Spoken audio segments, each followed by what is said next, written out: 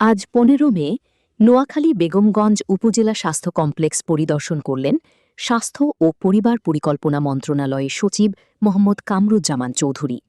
এ সময় তিনি অত্র স্বাস্থ্য কমপ্লেক্স কর্তৃক আয়োজিত ডেঙ্গু, নিউমোনিয়া ও জলাতঙ্ক রোগ নিরাময় প্রতিরোধমূলক মতবিনিময় সভায় প্রধান অতিথি হিসেবে বক্তব্য রাখেন। অন্যান্যদের মাঝে বক্তব্য রাখেন নোয়াখালী জেলা প্রশাসক রেজাউল করিম, নোয়াখালী কলেজের অধ্যক্ষ সাইফুল ইসলাম, সিভিল সার্জন আনোয়ার হোসেন, উপজেলা নির্বাহী কর্মকর্তা কাইসুর রহমান, উপজেলা স্বাস্থ্য কর্মকর্তা ডাক্তার হাসান খায়ের চৌধুরী। এছাড়াও উপস্থিত ছিলেন বেগমগঞ্জ মডেল থানার অফিসার ইনচার্জ শামসুজ্জামান, পরিবার পরিকল্পনা বিভাগের ডিন ডি আমিনুল ইসলাম সহ চিকিৎসক ও নার্সবৃন্দু।